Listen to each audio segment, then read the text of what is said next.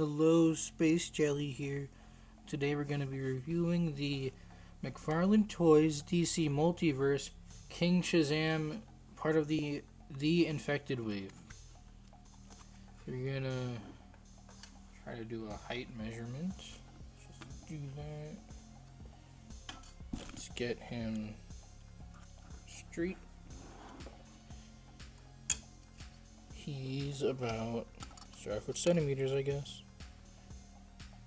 18 centimeters to the top of his head, around 19 to the top of his hoodie, which would make him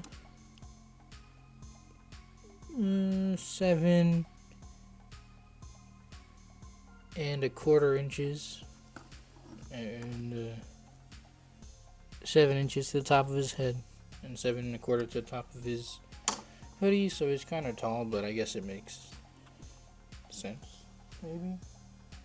Do some comparisons. We'll start off with getting him straight. Superman, the Infected.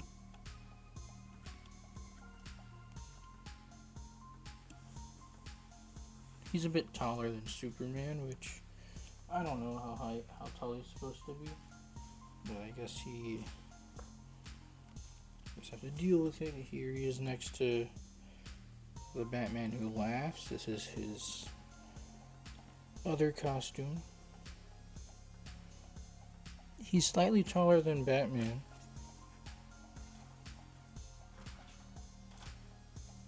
Here he is next to the gold label Shazam figure. Now I did modify his legs to be shorter. They're almost the same size, so that's a little weird. And the Fury of the God Shazam. These are also about the same size. I guess they're the same size. Okay, we're going to talk about the aesthetics now. Or we're going to talk about accessories, I guess. He comes with 2 open hands. He has a fist hand on him, and he comes with another fist hand. These are painted though, so be wary of scratching them. He comes with his card. That's the artwork. The artwork looks nothing like the figure, or at least the face doesn't really look like him. And he comes with a DC Multiverse display stand. So, I don't know, he comes with fists, so that's decent. 5 out of 10 for accessories. Aesthetics, the face looks pretty good. They typically do a good job with these infected faces. He has a decent paint job, it's a matte finish, but the hoodie is not. See, the hoodie is pretty waxy looking. The gold on his logo looks decent. The sculpted detail is pretty cool. I don't know what's going on here with his cape, but it looks cool.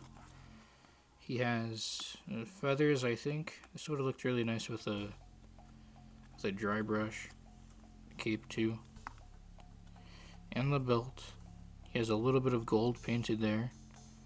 Nothing on his feet or his boots. The straps are not painted. That's a serious lack of paint on this figure, but he has paint where he doesn't need it, on his hands.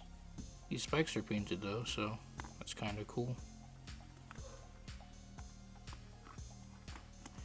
The texturing on the suit is okay.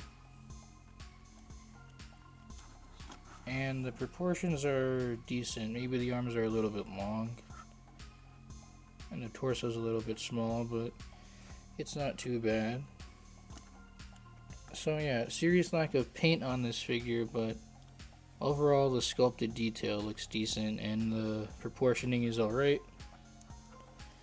So I'll give it a 7. He looks decent enough, and he looks enough like the actual artwork from the comic books. So with Articulation, he has a few odd parts, like his head, which is not really head articulation. He has a neck articulation, but it's really weird and like seated weird, so you don't really get, I mean, you get range out of it, but it feels weird to move, almost like you're gonna break the ball peg. But he does get decent range. He can tilt his head, he can look up. Not a lot actually. You can look down a little bit, so maybe not the best range. Arms are on the ball socket connected to the torso. They don't have a lot of range. His shoulders go up pretty far though. Okay. I think that the harness piece just snapped off.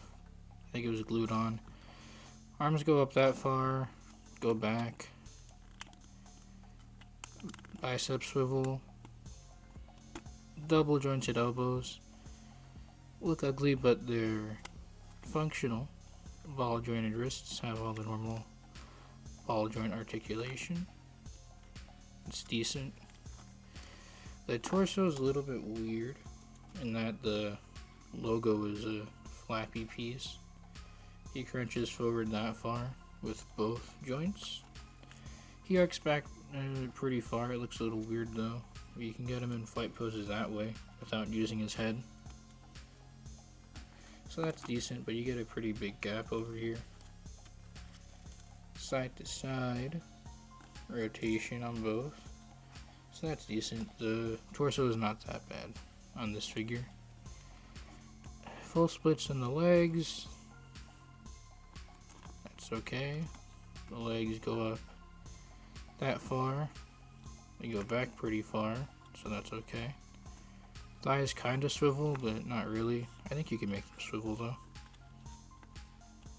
Yeah, with enough force you can make them swivel.